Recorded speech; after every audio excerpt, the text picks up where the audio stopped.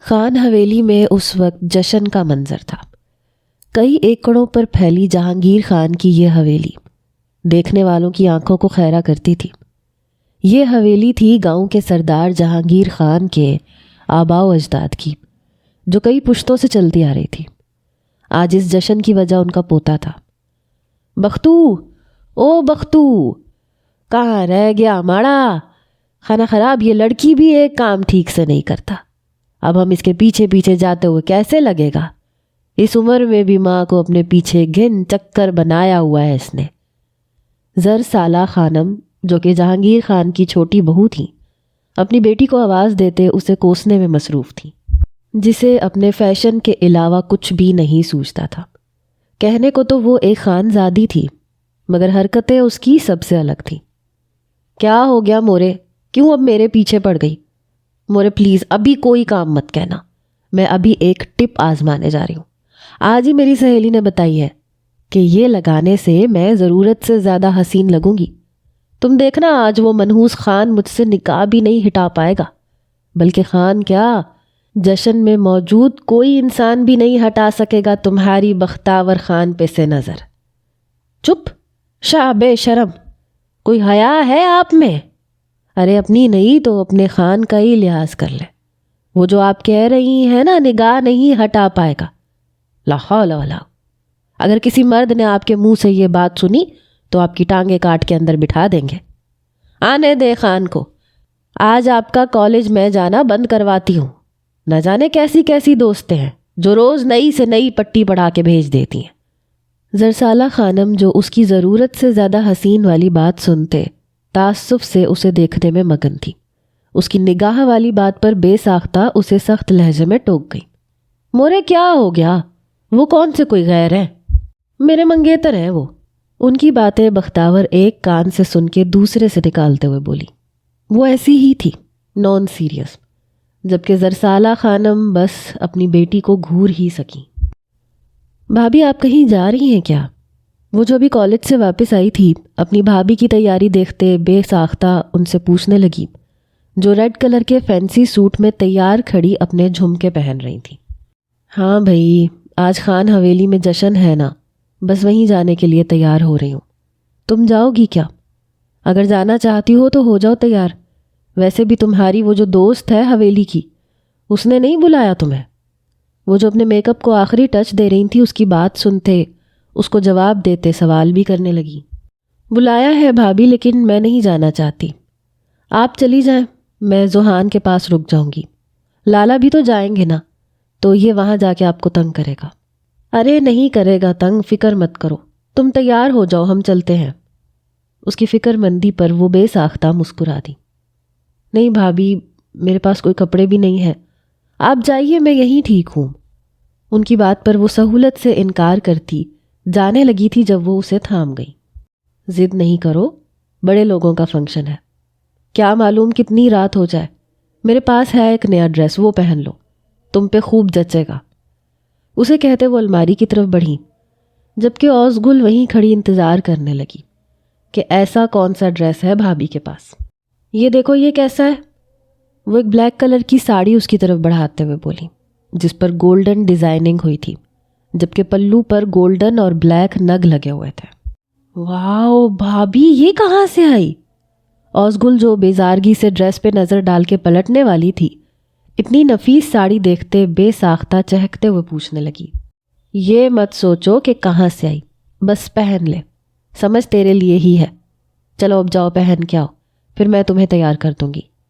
ویسے تمہیں تیاری کی ضرورت تو نہیں ہے، لیکن پھر بھی بھابھی، یہ پہن کے جانا ٹھیک تو لگے گا نا؟ اس سے جسم تو نمایاں نہیں ہوگا نا؟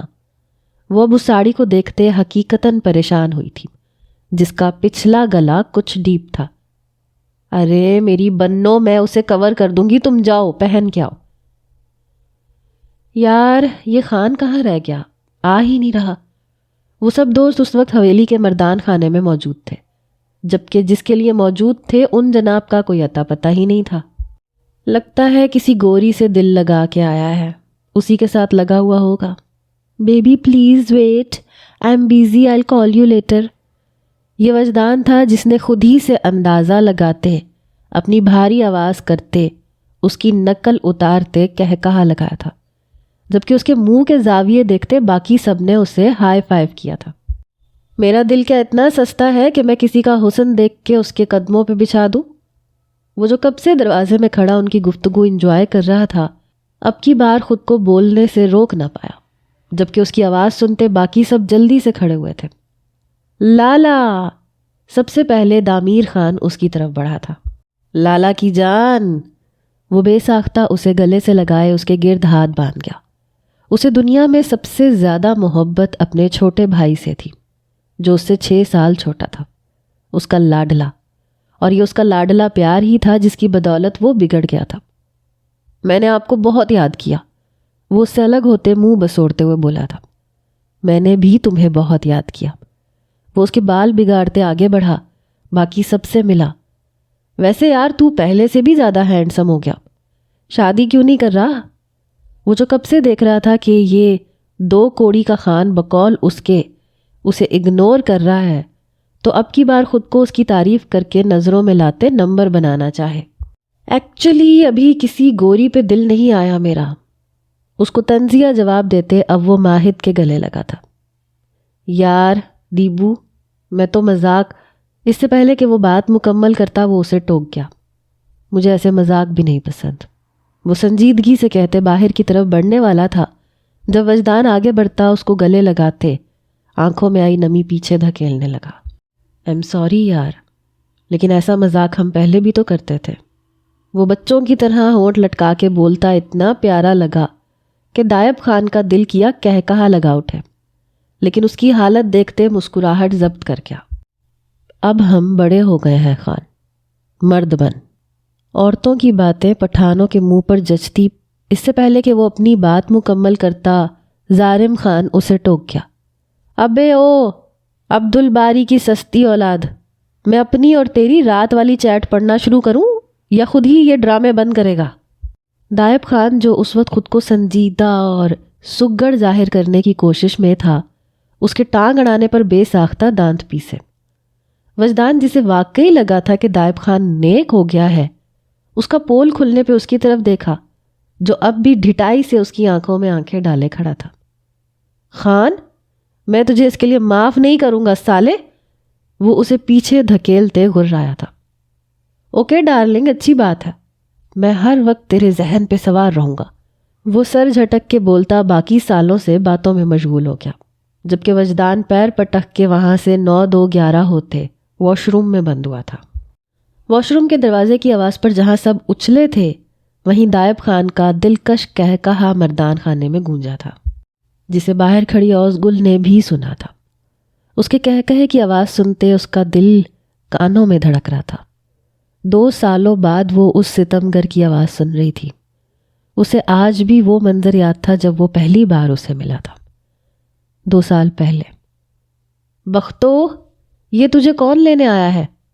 بلیک مرسیڈیز کی ڈرائیونگ سیٹ پر بیٹھے خوبرو شخص کو دیکھتے اوزگل نے حیرانگی سے سوال کیا تھا۔ ارے یہ میرے لالا ہیں، میرے تایا زاد ہیں، دائب خان۔ لیکن یہ یہاں کیا کر رہے ہیں؟ ادھر آؤ، پیچھے ہو جاؤ، ہم ان کو نظر نہیں آنی چاہیے۔ اس کی نظروں کے تعاقب میں نظر آتے دائب خان کو دیکھتے وہ چہک کے بولی تھی، جبکہ اوزگل اس کا چہکنا نوٹ کیے بغیر یک ٹک اس یوسف زادے کو دیکھ رہی تھی، جو اپنی ایک جھلک سے اس کا دل ہلا چکا تھا۔ وہ ایک پٹھان قبیلے سے تعلق رکھتی تھی، اس کی عادت نہیں تھی کسی کو دیکھنا یا اس پہ نظریں جمانا، مگر وہ خود حیران تھی کہ اس شخص پر سے اس کی نظر ہٹ ہی نہیں رہی تھی۔ بلیک شلوار سوٹ کے ساتھ بادامی اجرک لیے، جبکہ آنکھوں پر کالی اینک لگائے، اپنے فون میں مگن ٹائپنگ کرتے، فون ڈیش بورڈ پر پھینکتا وہ باہر نکلا، نفاست سے کیے گئے بالوں میں ہاتھ پھیرتے وہ ارد گرد نظریں دوڑاتا، شاید بختاور خان کو ڈھونڈ رہا تھا۔ 6 فٹ سے نکلتا قد، گہرے بھورے بال، جس کے ساتھ ہوا چھیڑ خانی کرتی انہیں اور بھی حسین بنا رہی تھی۔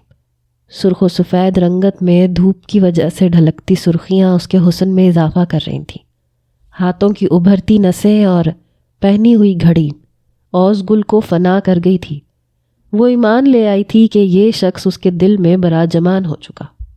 کیا ہوا اوزگل، کہاں کھو گئی؟ بختو جو کب سے اس سے سوال کر رہی تھی اب کی بار چٹکی بجاتے ذرا اونچی آواز میں بولی تھی۔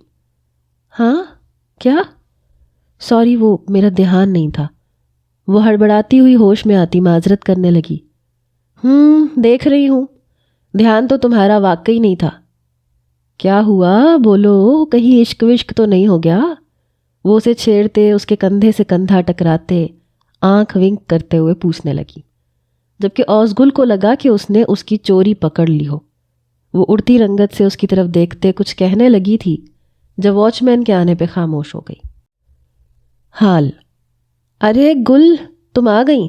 یار یہ دیکھو، بتاؤ میں کیسی لگ رہی ہوں؟ بختاور خان جو اپنے کمرے سے نکلی تھی، مردان خانے کے باہر کسی لڑکی کو دیکھتے وہ اس کی طرف بڑھی، لیکن تھوڑا آگے جانے کے بعد وہ پہچان چکی تھی کہ یہ لڑکی اسی کی کم عقل دوست ہے۔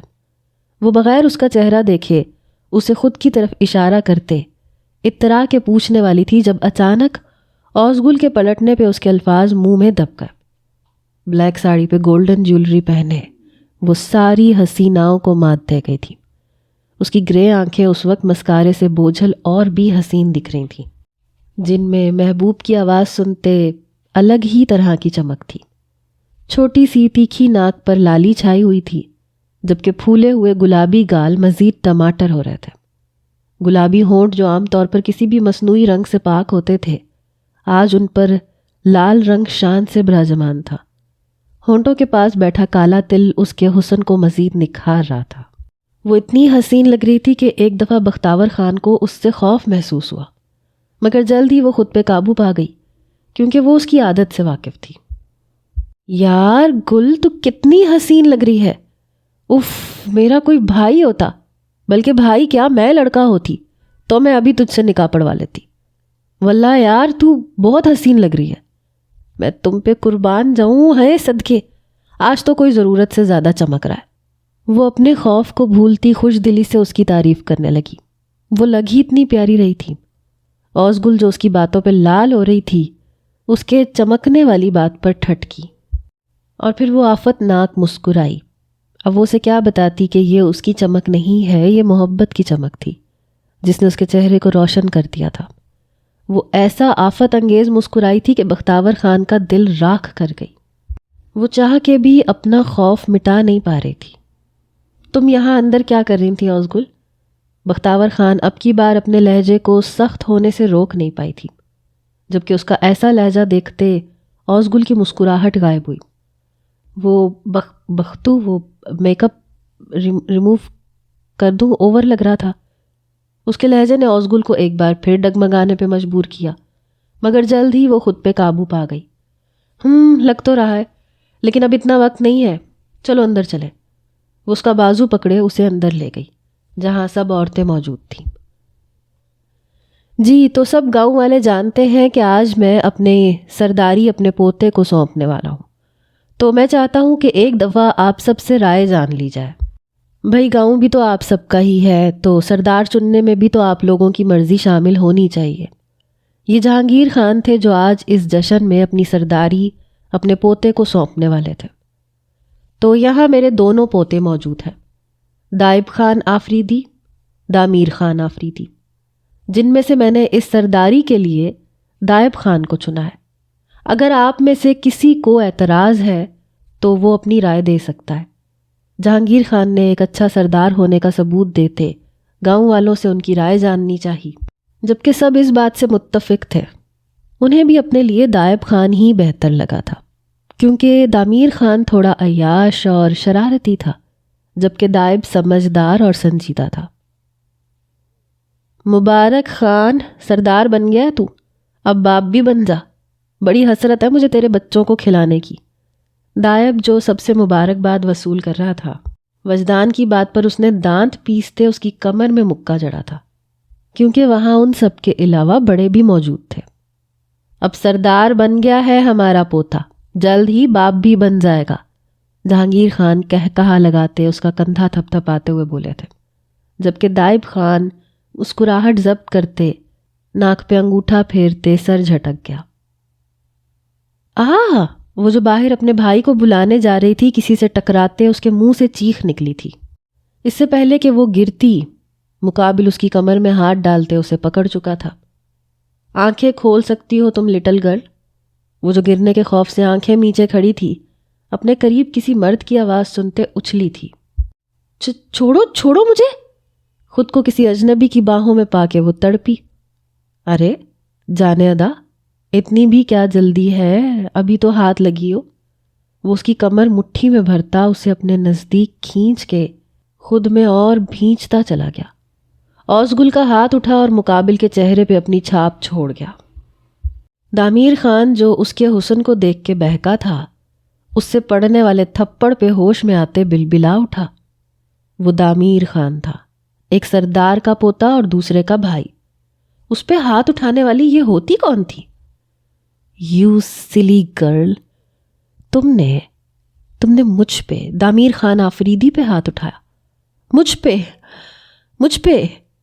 وہ پہلے تو حیرت سے آنکھیں کھولتے اس سے استفسار کرنے لگا، لیکن آہستہ آہستہ اس کی حیرت وحشت میں بدل گئی۔ وہ اپنی وحشت کو سلانے کے لیے کہا لگا اٹھا، جانتی ہو کون ہوں میں؟ اوزگل کو اب اس سے خوف محسوس ہو رہا تھا۔ وہ بس یہاں سے نکل جانا چاہتی تھی۔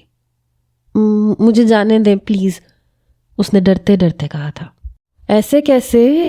جواب دو مجھے، جانتی ہو کون ہوں میں؟ وہ اس کی گردن میں ہاتھ ڈالتے جبکہ دوسرا ہاتھ کمر میں باندھتے اپنے جسم کے ساتھ اسے پیوست کرتے غرا کے پوچھ رہا تھا، جبکہ اوزگل اس کے غلیظ لمس پہ پاگل ہوتے تڑپی تھی۔ بچاؤ لالا!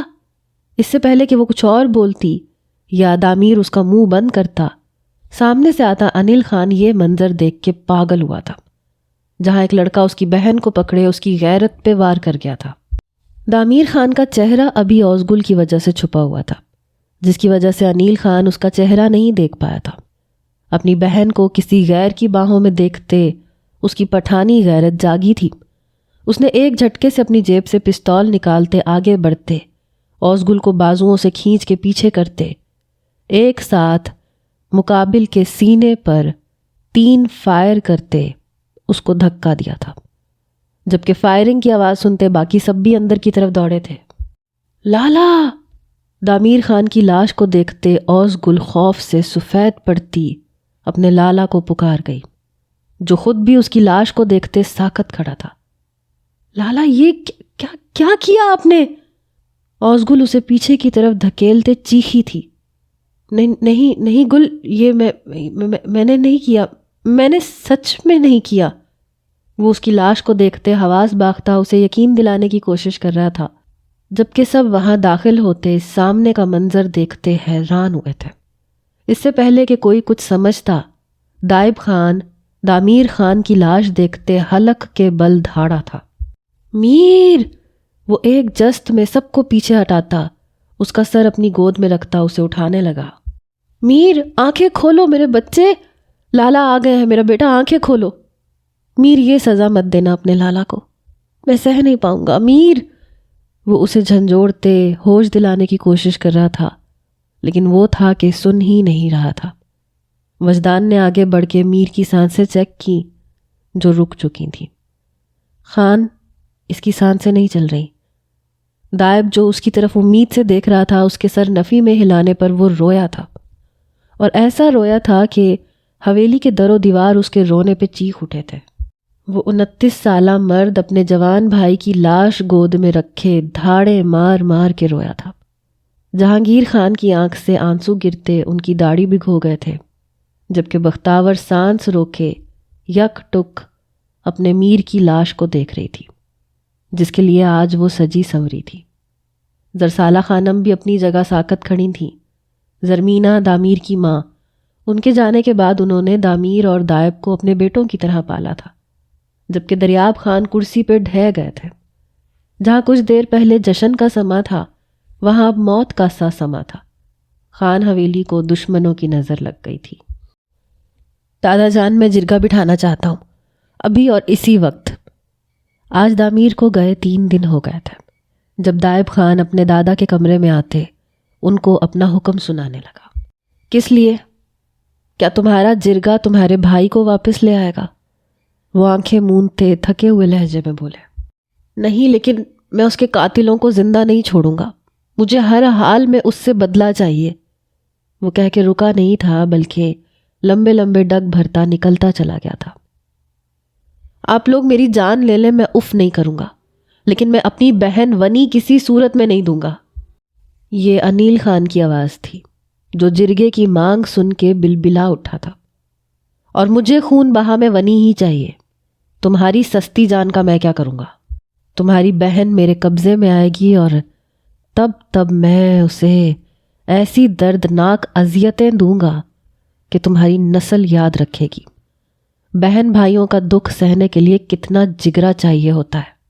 اس کی مسلسل نفی پر دائب خان بپھرے ہوئے شیر کی مانند گھور رہا تھا۔ میں اس گاؤں کا سردار ہوں اور میرا فیصلہ اٹل ہے، مجھے خون بہا میں ونی چاہیے۔ وہ فیصلہ آمیز لہجے میں کہتے، مولوی اور گواہوں کو بلانے کا کہتے، اپنی آنکھیں موند گیا، جبکہ دل میں جلتی آگ بجھنے پہ ہی نہیں آ رہی تھی۔ بھابھی اپنا خیال رکھیے گا اور لالا کا بھی، آپ لوگوں پر ایک کیا 1000 اوز گل قربان۔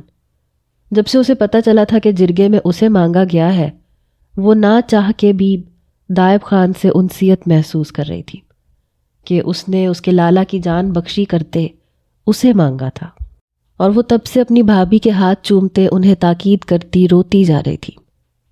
میرے شہزادے کا بھی خیال رکھیے گا اور اسے بتائیے گا کہ اس کی ایک پھپھو بھی تھی جس نے اس کے مستقبل کے لیے خود کو قربان کر دیا۔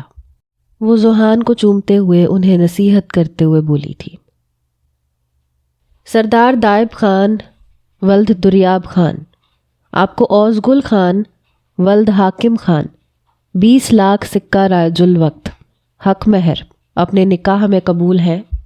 قبول ہے، قبول ہے، قبول ہے، قبول ہے، قبول ہے۔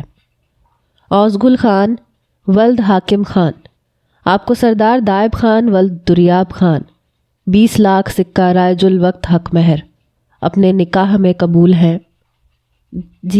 جی قبول ہے، قبول ہے، قبول ہے، قبول ہے، قبول ہے۔ منزہ یہ پکڑو، اسے کسی اسٹور میں چھوڑ کے آؤ۔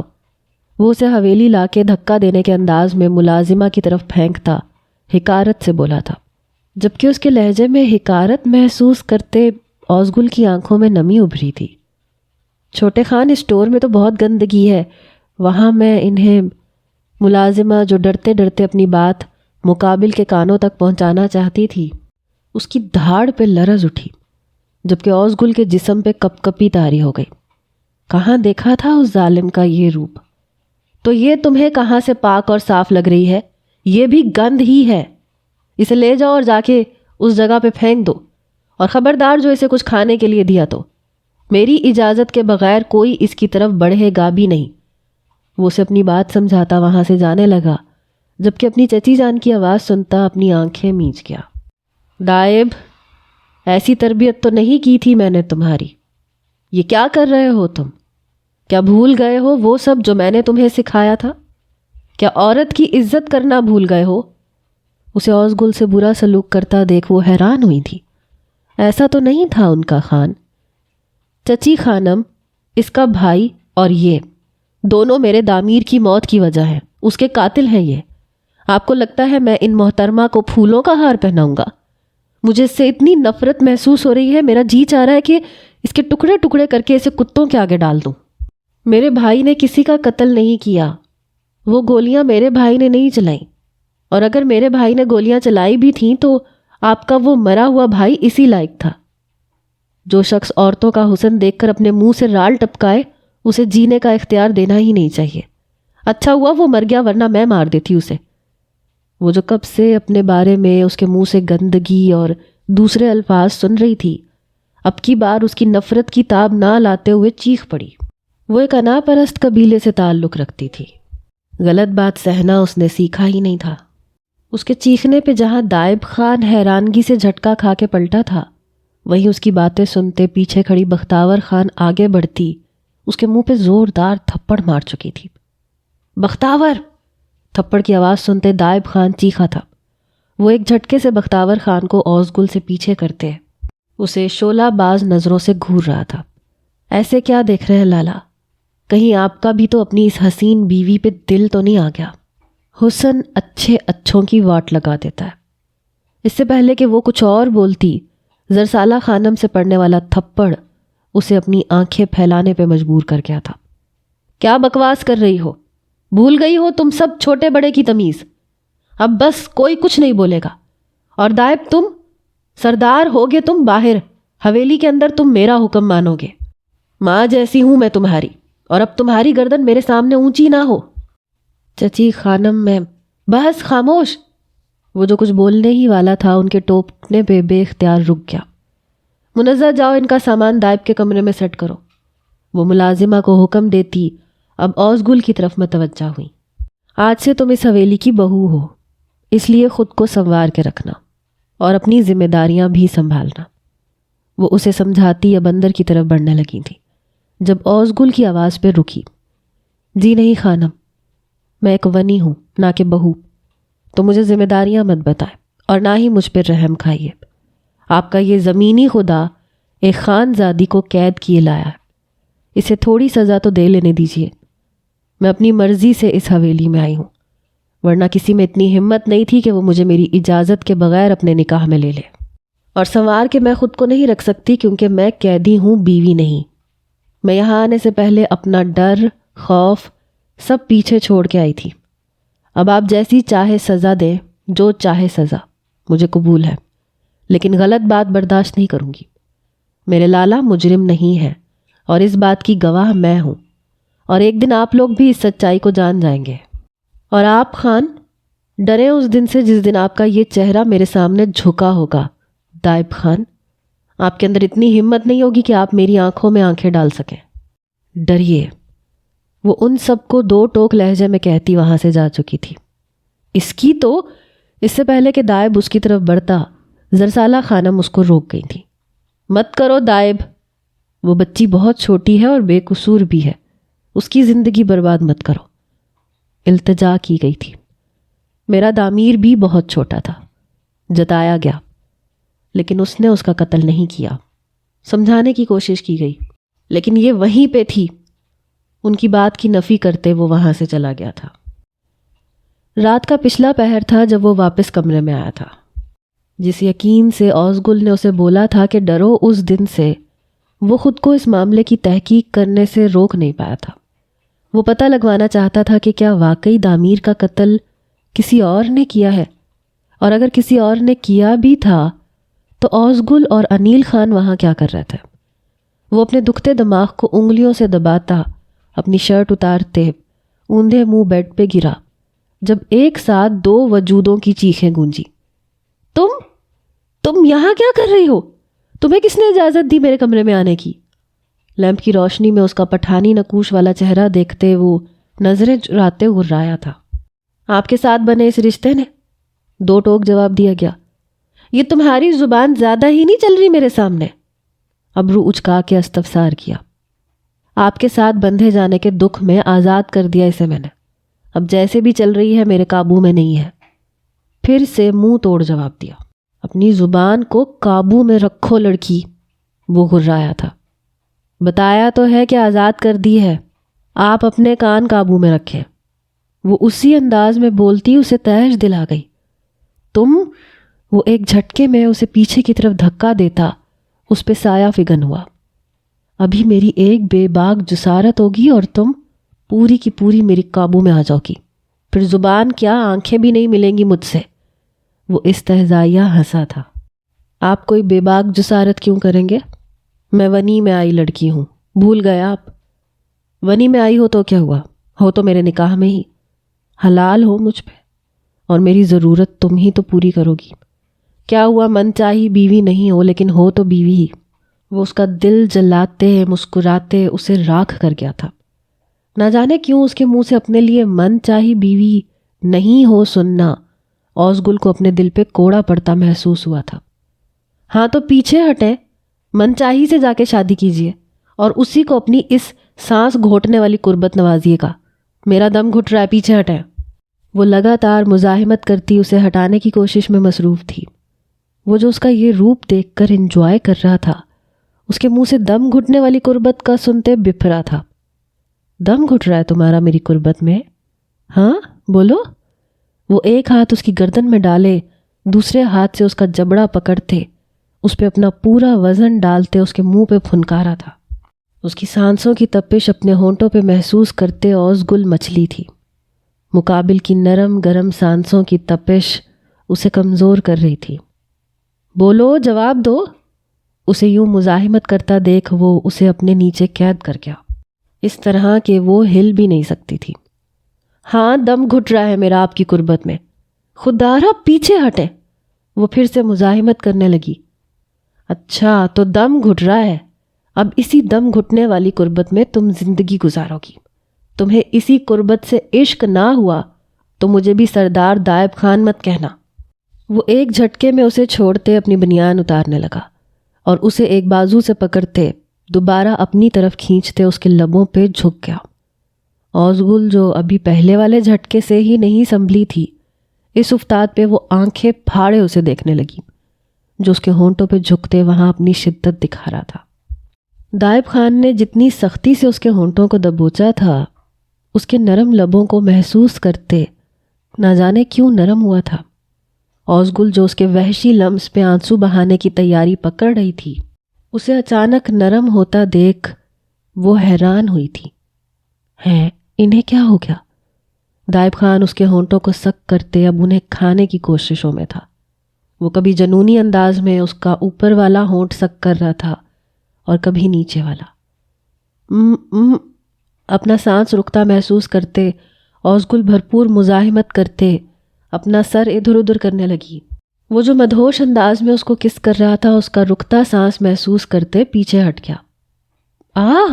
اس سے ہونٹ چھڑوا کے اوزگل اپنے آنسو صاف کرتی، اسے آفت ناک گھوری سے نوازتی، اسے پیچھے کرنے کی کوشش کرنے لگی۔ کدھر؟ اسے یوں کرتا دیکھ دائب نے اس کی دونوں کلائیاں پکڑتے استفسار کیا تھا۔ بھاڑ میں، چلیں گے کیا؟ بدتمیزی سے جواب دیا گیا۔ دائب خان نے دانت پیسے، آخر یہ لڑکی اتنی بدتمیز کیوں تھی؟ ابھی تو وہ میں نے کیا ہی نہیں جس کے لیے میں اس حالت میں ہوں۔ وہ اسے پھر سے قریب کرتے زومانی انداز میں کہتا، اس کے چہرے پہ گلال کھلا گیا۔ چھوڑے مجھے دائب، مجھے آپ کے ساتھ کوئی تعلق نہیں بنانا۔ مزاحمت کی گئی۔ تعلق بنانے کا شوق مجھے بھی نہیں ہے، ونی میں ہی آئی ہو چاہے، لیکن بیوی ہو، میری ضرورت تو پوری کر ہی سکتی ہو۔ یہ کہتے ہوئے وہ جھکا تھا اور اب کی بار نشانہ اس کے گال تھے۔ وہ اس کے پھولے گالوں کو منہ میں دباتا وہاں اپنے دانتوں کے نشان چھوڑنے لگا۔ ونی میں آئی ہوں تو وائف نہیں ہوں جو ضرورتیں پوری کروں۔ وہ اس کے گال پہ مصروف انداز میں لو بائٹ بنانے میں مصروف تھا۔ اس کی بات سن کے جھٹکے سے سر اٹھایا۔ کیا بکواس کیے؟ وہ ایسے اچھلا جیسے اسے کسی نے کرنٹ لگا دیا ہو۔ اوزگل کا انداز ہی ایسا تھا کہ اس کے الفاظ اس خانزادے کے دل پہ لگے تھے۔ کیا بکواس کی ہے تم نے؟ وہ ایک ہاتھ سے اس کے بال مٹھی میں بھر کے کھینچتے ہوئے اسے جھٹکا دیتے اپنے قریب کرتے پھنکارا تھا۔ یہی کہ میں ایک طوائف۔ اس سے پہلے کہ وہ اپنا جملہ پورا کرتی، مقابل شر انگیز انداز میں اس کے لبوں پہ ڈھہ گیا تھا۔ کچھ پلوں بعد پیچھے ہٹتے وہ اس کی آنسو بھری آنکھیں دیکھتا اس کو سمجھانے والے لہجے میں بولا تھا، ونی میں آئی ہو یا ویسے، لیکن میری بیوی ہو تم، ایک سردار کی بیوی، میرے کمرے میں، میرے بستر پر، میری باہوں میں موجود ہو، تو مطلب تم عام لڑکی نہیں ہو۔ آئندہ اگر تمہاری زبان سے یہ گالی خود کے لیے سنی میں نے تو تمہاری زبان نکال کے باہر کھڑے اپنے چیتے کو کھلا دوں گا، انڈرسٹینڈ؟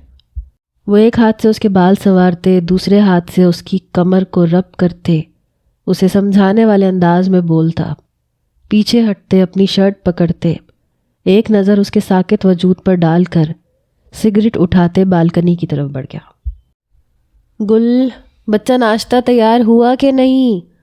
زرسالہ بیگم جو باہر لان سے تازہ ہوا لے کر آ رہی تھیں، کچن میں اوزگل کو دیکھتے بے ساختہ مسکراتے ہوئے پوچھنے لگی۔ بن گیا مورے، آپ بیٹھے، میں بختوں کو بلا کے لائی۔ وہ انہیں بیٹھنے کا اشارہ کرتی وہاں سے نکلی۔ آج اسے حویلی میں آئے 2 ماہ ہو گئے تھے۔ دائب خان کے ساتھ اس کا اس رات کے بعد سامنا نہیں ہوا تھا۔ وہ آتا ہی نہیں تھا حویلی۔ وہ اس وقت اصل قاتل کی تلاش میں تھا، لیکن کوئی سراغ اس کے ہاتھ آ ہی نہیں رہا تھا۔ بخت، آ جاؤ ناش۔ وہ بختاور کے کمرے میں داخل ہوتی، اس سے پہلے کہ اپنا جملہ مکمل کرتی اسے روتے ہوئے دیکھتے اس کی طرف بڑھی تھی۔ بختو، کیا ہوا یار، کیوں رو رہی ہو؟ اسے گلے سے لگاتے اس کی کمر رب کرتے سوال کیا۔ دامیر خواب میں آئے تھے میری۔ انہوں نے کہا کہ ہاں بولو، آگے بولو، کیا کہا؟ دامیر کے نام پر اس کے تاثرات سخت ہوئے تھے، لیکن لہجے کو نارمل بناتے پوچھنے لگی۔ انہوں نے کہا کہ تمہارے ساتھ ایسا سلوک نہ کروں، تم بہت اچھی ہو۔ انہوں نے ایسا کیوں کہا؟ تم نے تو ان کو مارا تھا نا۔ پھر کیوں کہا ایسا؟ انہوں نے آج تک مجھے ایسا نہیں کہا کہ میں ان کے عشق میں پاگل تھی۔ تو کیا وہ تم سے محبت کرتے تھے؟ وہ ہچکی لیتے اس کو ساری بات بتاتی، آخر میں اس سے سوال کرنے لگی۔ دائب خان جو بختوں کے پاس ہی آنے والا تھا، اندر سے آنے والی آوازوں پہ اس نے خود کو بمشکل اندر جانے سے روکا تھا۔ نہیں، ایسا نہیں ہے، میں تو انہیں جانتی بھی نہیں تھی۔ اس رات غلطی سے میری ان سے ٹکر ہوئی تھی، جس کے نتیجے میں وہ مجھ سے ہراس کرنے کی، مجھے بدتمیزی کرنے لگے۔ پھر جب مجھ سے برداشت نہیں ہوا تو میں نے انہیں تھپڑ مار دیا۔ وہ تھپڑ ان کی انا پہ لگا، شاید مرد تھا نا اس لیے۔ پھر کیا ہوا؟ اسے رکتا دیکھ کر بختاور نے بے صبری سے پوچھا تھا۔ پھر اس نے میرے جسم کو چھوا۔ اوزگل نے آنکھیں میچتے یہ الفاظ ادا کیے۔ یہ الفاظ اتنے سنگین تھے کہ باہر کھڑے دائب خان کو حویلی اپنے سر پر گرتی محسوس ہوئی تھی۔ کیا کہہ رہی ہو؟ بختاور نے سر نفی میں ہلاتے روتے ہوئے اس کی نفی کی تھی۔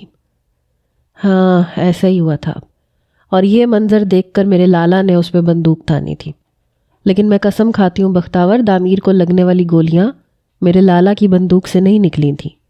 میں اپنے لالا کی قسم اٹھانے کو بھی تیار ہوں، یہی سچ ہے۔ وہاں ہمارے علاوہ کوئی اور بھی موجود تھا جس نے دامیر پہ گولیاں چلائی تھیں، لیکن میں یہ نہیں جانتی کہ وہ کون تھا۔ ساری حقیقت سنتے دائب خان کے قدموں نے چلنے سے انکار کر دیا تھا۔ اگر یہ سچ تھا تو وہ جسے 2 مہینے سے اپنی قید میں رکھے اذیت ناک سزائیں دے رہا تھا، وہ شخص بے قصور تھا۔ دائب خان کا دل کیا اسی وقت وہ یہاں سے غائب ہو جائے۔ اس سے پہلے کہ کوئی کچھ کہتا، باہر سے آتے شور نے انہیں اپنی جانب متوجہ کیا۔ خانم، ایک عورت باہر آئی ہے، اس کا کہنا ہے کہ اسے بڑی بی بی اوزگل سے بات کرنی ہے۔ ایک ادھیڑ عمر ملازمہ ہانپتی ہوئی اندر آتے انہیں باہر کی صورتحال سے آگاہ کرتے ہوئے بولی تھی۔ کیا؟ کون سی عورت؟ وہ بھی مجھ سے ملنے؟ اوزگل حیران ہوتی باہر کی طرف بڑھی تھی، جبکہ اس کی کلائی دائب نے تھامی۔ تم باہر نہیں جاؤ گی، وہ بے ساختہ ٹوک گیا۔ یہ ان 2 مہینوں میں پہلا جملہ تھا جو دائب خان نے نرمی سے بولا تھا۔ نہ جانے کیوں اسے لگا تھا کہ کچھ برا ہونے والا ہے۔ اوزگل، اس سے پہلے کہ وہ کچھ کہتی، اپنی بھابھی کی آواز پر حیرانگی سے پلٹی تھی۔ بھابھی؟ ان کی حالت دیکھتی وہ دائب سے اپنی کلائی چھڑواتی، ایک جست میں ان تک پہنچتی، ساکت نگاہوں سے انہیں دیکھ رہی تھی، جن کی حالت قابل رحم تھی۔ بھابھی، یہ کیا ہوا؟ بتائیں، کس نے کی یہ حالت آپ کی؟ زحان کدھر ہے بھابھی؟ وہ چیختے ہوئے انہیں جھنجھوڑتے ہوئے ان سے استفسار کرنے لگی۔ اوزگل، تمہارا لالا؟ وہ پھر سے دھاڑے مار کے رونے لگی۔ لالا؟ اوزگل کے چلتے ہاتھ ساکت ہوئے اور دائب خان کو لگا وہ اگلا سانس نہیں لے سکے گا۔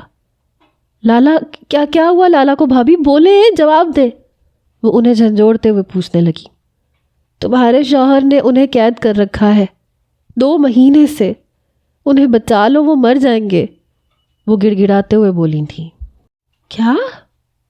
اوزگل کو لگا اس کے کانوں میں پگھلا ہوا سیسا انڈیل دیا گیا ہو۔ دائب؟ اس کے منہ سے سرگوشی نما آواز نکلی۔ اس نے مڑ کے دائب خان کی طرف دیکھا اور ایسا کاٹ دار دیکھا کہ دائب خان کا دل کیا دنیا فنا کر دے یا خود فنا ہو جائے۔ تو یہ وجہ تھی کہ یہاں مجھے کچھ نہیں کہا جاتا تھا۔ مجھے لگا کہ شاید آپ کے دل میں رحم آ گیا ہو، لیکن نہیں، آپ اپنی چچی خانم کے سامنے اچھا بننے کے لیے مجھے کچھ نہیں کہتے تھے، لیکن میرے خاندان کا کیا حال کر دیا آپ نے۔ ارے اپنے پٹھان ہونے کا ہی ثبوت دے دیتے، تھوڑی سی، زیادہ نہیں، بس تھوڑی سی۔ وہ 2 انگلیوں کے درمیان تھوڑی سی جگہ بناتے ہوئے بولی، اتنی سی غیرت دکھا دیتے تو شاید اللہ بھی آپ کا ساتھ دے دیتا اور آپ کو حقیقت دکھا دیتا۔ آپ نے خدا بننے کی کوشش کی تھی، آپ کو آپ کی خدائی مبارک۔ میرے بھائی کو اور مجھے ابھی اور اسی وقت آزاد کریں۔ وہ پاگلوں کی طرح اپنے بال نوچتے چلا رہی تھی۔ خان، اس سے پہلے کہ دائب کچھ کہتا، وجدان کی آواز سنتے اس کی طرف دیکھنے لگا، جبکہ آنکھوں سے بختاور کو اوزگل کو سنبھالنے کا اشارہ کیا۔ کیا ہوا؟ ہمارا شک ٹھیک تھا خان، چھوٹے خان کو انیل خان نے نہیں بلکہ ارمان ملک نے قتل کیا ہے۔ وجہ اس کی یہ تھی کہ ارمان ملک کو یونیورسٹی میں چھوٹے خان نے سب کے سامنے ہرا دیا تھا۔ اسی بات کا بدلہ لینے کے لیے ارمان نے یہ سب کچھ کیا تھا۔ جوں جوں وجدان خان بولتا جا رہا تھا، دائب خان کی آنکھوں میں خون اترتا جا رہا تھا۔ یہ سب تمہیں کیسے پتہ چلا؟ وہ بمشکل خود کو کچھ بولنے کے قابل بنا پایا۔ ارمان ملک نے خود اس بات کا اعتراف کیا ہے۔ ہم نے تیری طرح غصے میں بے غیرتی نہیں دکھائی بلکہ عقل سے کام لیتے، اس کے ہر دشمن کا پتہ معلوم کرتے، نشے میں سب سچائی اگلوائی تھی۔ باقی سب سے ارمان ملک کا نام نکلا تھا اور ارمان ملک سے سچائی۔ وہ کندھے اچکاتے لاپرواہی سے بولا تھا، کدھر ہے ارمان ملک؟ اس نے سرخ آنکھیں میچتے استفسار کیا۔ فارم ہاؤس، ایک لفظی جواب دیا گیا۔ چل تو، میں آتا ہوں، تیری بھابھی کا دماغ ٹھکانے لگا کے۔ دائب نے اسے کہتے اپنے بالوں میں ہاتھ پھیرا تھا۔ بھابھی؟ میں نے تو سنا تھا کوئی اسے اپنی بیوی نہیں مانتا، اب بھابھی؟ ویسے آپس کی بات ہے، باپ کب بن رہا ہے؟ وہ جاتے ہوئے بھی چھیڑنے سے باز نہیں آیا تھا۔ شٹ اپ ایڈیٹ، انشاءاللہ 1 مہینے بعد، اس نے ایک ادا سے بالوں میں ہاتھ پھیرتے لاپرواہی سے کہا تھا۔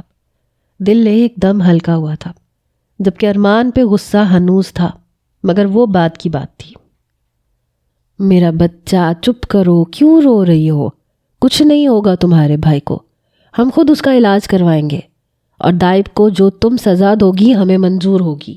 وہ اس کو گلے سے لگاتی چپ کروانے میں لگی تھی، جو تب سے روتی جا رہی تھی۔ مجھے طلاق چاہیے مورے، وہ اپنی ضد پہ اڑی تھی۔ نہ بچہ، ایسی باتیں نہیں کرتے، طلاق اچھی بات تھوڑی ہے۔ تو یہاں رہ کے اس کو جو مرضی سزا دے دینا، لیکن طلاق نہیں۔ وہ نفی کرنے لگی۔ نہیں، مجھے یہاں نہیں رہنا۔ تو کہاں رہنا ہے؟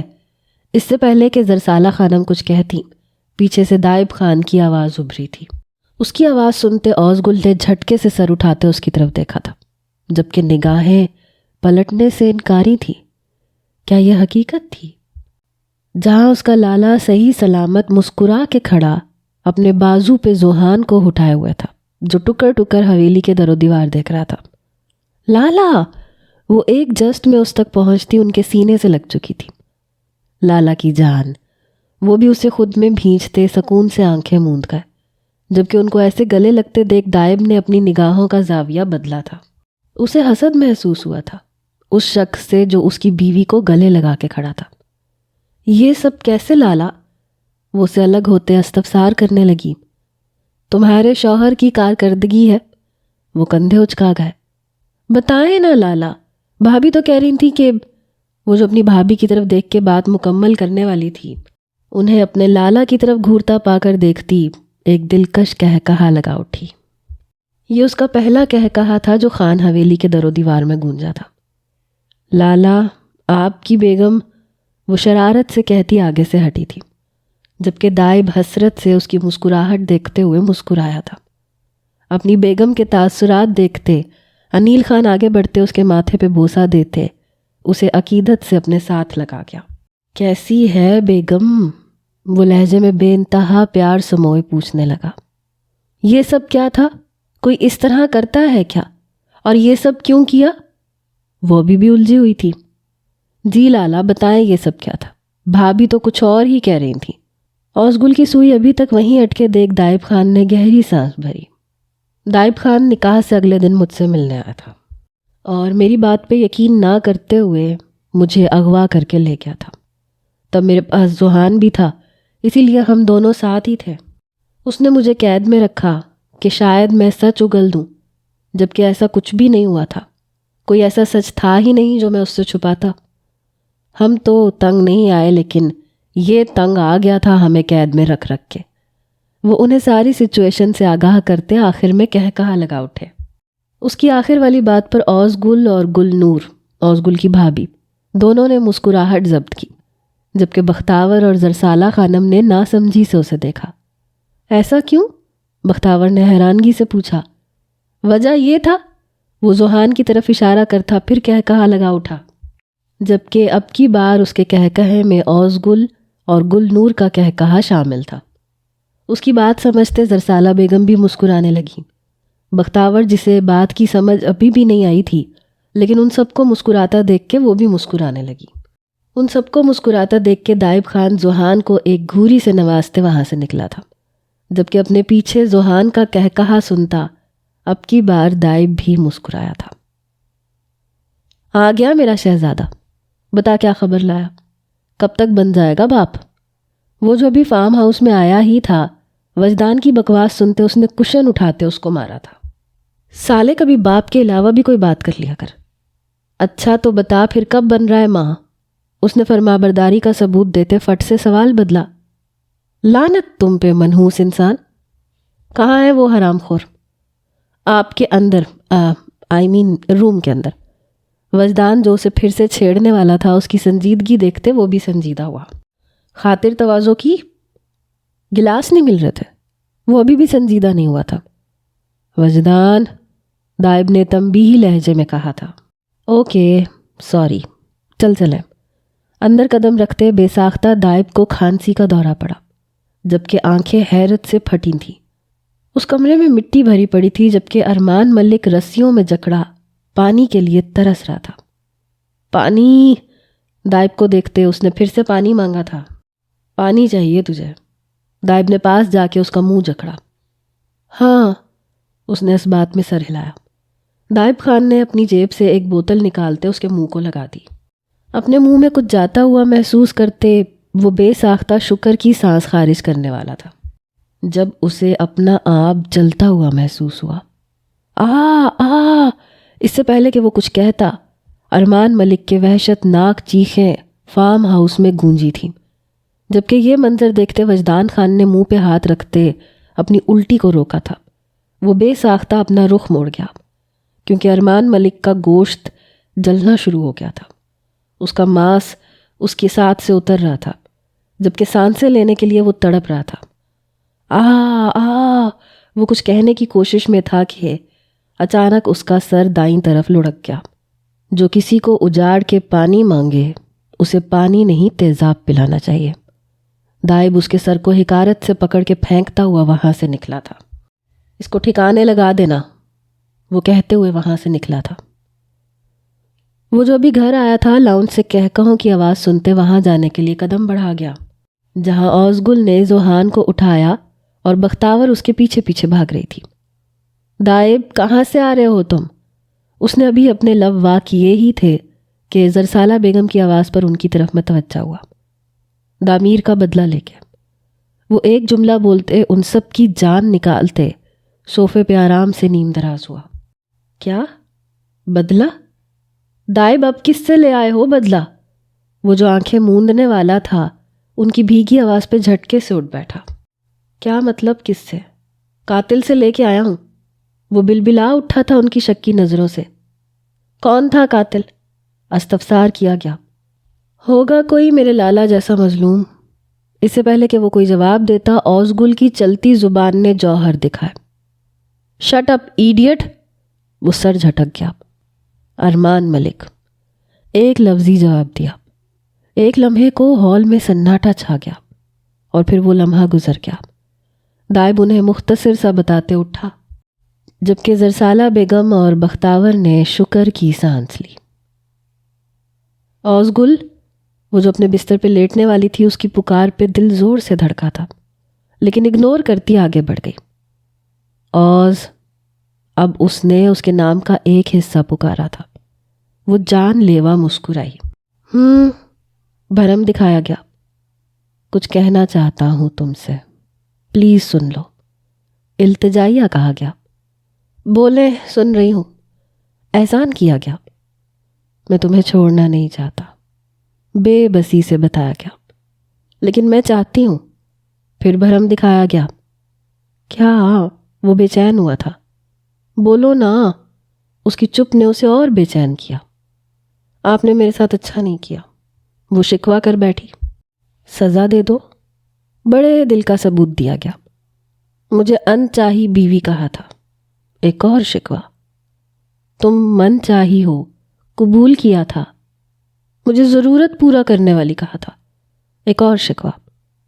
در حقیقت تم سکون ہو میرا, دل بچھایا تھا. میں محبت نہیں ہوں آپ کی. پھر جتایا گیا. زندگی تو ہو نا. وہ دلکشی سے مسکرایا. زندگی ختم ہو جاتی ہے.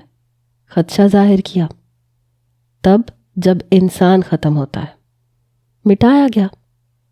لیکن اس سے پہلے کہ وہ کچھ کہتی, دائب اس کے ہونٹوں پہ ہتھیلی جما گیا. میں معافی مانگ رہا ہوں نا, معاف کر دو. آئندہ کبھی تمہاری آنکھوں میں آنسو نہیں لاؤں گا. مجھے یقین ہے ان قریب میں تمہارے عشق میں گرفتار ہو جاؤں گا. وہ اس کی گردن میں منہ چھپاتے مخمور لہجے میں بولا تھا. دائب. وہ لڑکھڑائی. جانے دائب. وہ نثار ہوا. کیا کر رہے ہیں؟ وہ جھیمپی. محبت. فخر سے بتایا گیا. مت کریں. روکا گیا. بیگم شکوہ کرتی ہے. اسے یاد دلایا گیا. اب نہیں کرے گی. پر یقین ہو کے بتایا گیا. اب میں کرنے ہی نہیں دوں گا. محبت سے جتایا گیا. دائب. اس سے پہلے کہ وہ اپنی بات پوری کرتی, وہ اس کے ہونٹوں کو قید میں لے گیا. دائب. وہ اسے ہوش دلاتے بولی. جی میری جان. وہ فدا ہوا.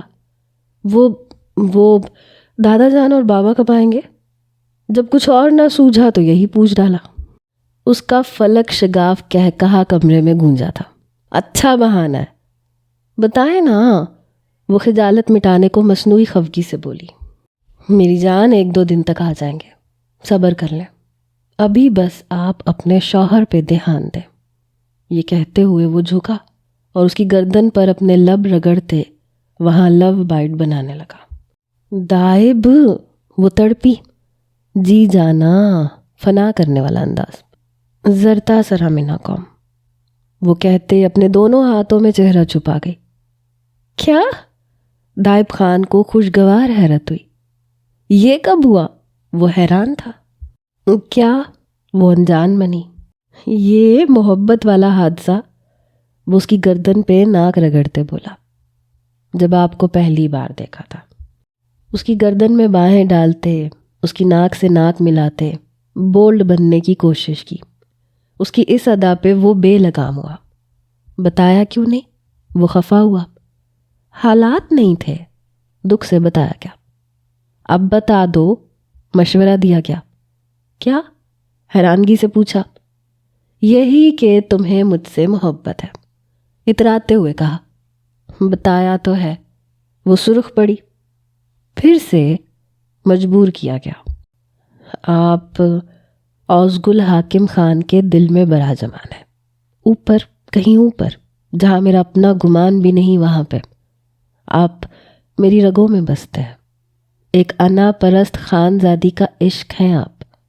وہ اس کے ماتھے پہ لب رکھتے ہوئے بولی. دائب کی رگ رگ میں سکون اترا تھا. اجازت ہے؟ وہ اس کی سٹریپ پہ ہاتھ رکھتے اس سے پوچھنے لگا. وہ شرماتے ہوئے اس کی گردن میں منہ چھپاتی خود کو اس کے حوالے کر گئی. دائب خان ایک جھٹکے میں اسے اور خود کو ہر پردے سے آزاد کرتا اس کے جسم پر اپنا لمس چھوڑنے لگا. وہ اسے ایسے ٹریٹ کر رہا تھا جیسے وہ کوئی گڑیا ہو جو اس کی ذرا سی سختی سے ٹوٹ جائے گی. پوری رات وہ اس پر ٹوٹ کے برسا تھا, جبکہ اوزگل اس کے لمس پر کبھی گھبراتی, کبھی شرماتے ہوئے اس کے سینے میں پناہ لیتی. اس کی جان نکل رہی تھی. 3 سال بعد. دائب, دائب. وہ کمرے میں کھڑے ہو کے چلا رہی تھی جب اچانک کسی نے پیچھے سے اسے اپنے حصار میں لیا. میری جان کیوں چلا رہی ہو؟ وہ اس کے گرد ہاتھ باندھتا، اس کے بالوں پہ لب رکھتے، تھوڑی اس کے بالوں پہ ٹکا گیا۔ یہ کمرے کی حالت کس نے کی ہے؟ وہ جانتی تھی مگر پھر بھی پوچھا۔ آپ کے بیٹے نے، مصنوعی افسوس سے کہا۔ اور بیٹے کے باپ کے بارے میں کیا خیال ہے؟ وہ ابرو چکا کے پوچھتی اتنی پیاری لگی کہ دائب نے بے ساختہ اس کا منہ چوم ڈالا۔ یہ تو آپ بتائیں نا کیا خیال ہے؟ وہ شرارت سے پوچھنے لگا۔ پیچھے ہٹیں، مجھے سبحان کو تیار کرنا ہے، بختاور اور وجی لالا آنے والے ہی ہوں گے۔ وہ اسے ہوش دلاتے ہوئے بولی۔ ہاں یار مجھے بھی تیار ہونا ہے، چلو اوکے تم اپنے سپوت کو تیار کرو، میں خود کو کر لوں۔ وہ اس کا ماتھا چومتا، اس سے الگ ہوتا ڈریسنگ روم کی طرف بڑھا، جبکہ وہ اپنے بیٹے کو ڈھونڈنے نیچے کی طرف جانے لگی جب دائم خان کی آواز پہ پلٹی۔ ان 3 سالوں میں بہت کچھ بدلا تھا۔ دادا جان خالق حقیقی سے جا ملے تھے، جبکہ بختاور کی شادی وجدان کے ساتھ 2 سال پہلے ہوئی تھی، اور ان کی ایک بیٹی بھی تھی، اوزلا خانزادی، جبکہ اوز گل اور دائب خان کا ایک بیٹا تھا، سبحان خان۔ انیل خان کے گھر بھی ایک اور بیٹی مزہلہ خان کی آمد ہوئی تھی۔ دریاب خان اور زرسالہ خان کی تو زندگی ہی سبحان خان تھا، جس نے ان کی زندگی میں رونق لگا دی تھی۔ وہ ان کے گھر کا نور تھا، ان کی آنکھوں کا تارا، اور اپنی لٹل ڈال مزہلہ خان کا دیوانہ۔ میں اپنے بیٹے کی شادی اس سالے انیل خان کی بیٹی کے ساتھ ہرگز نہیں کروں گا، سمجھا لینا اسے۔ اس پہ اپنا حکم صادر کرتے وہ کھٹک سے ڈریسنگ روم کا دروازہ بند کرتے غائب ہوا تھا، جبکہ اوز گل اس کی بات سنتے حیران ہوئی تھی، لیکن جب سمجھ میں آیا تو اس کا دلکش کہکہا پورے کمرے میں گونجا تھا، جبکہ اس کے کہکہے کی آواز سنتے دائب خان بھی دلکشی سے مسکرایا۔ زندگی کتنی حسین ہو گئی تھی اس پٹھانی کے ساتھ۔ وہ بے ساختہ آسمان کی طرف سر اٹھائے شکر ادا کرنے لگا۔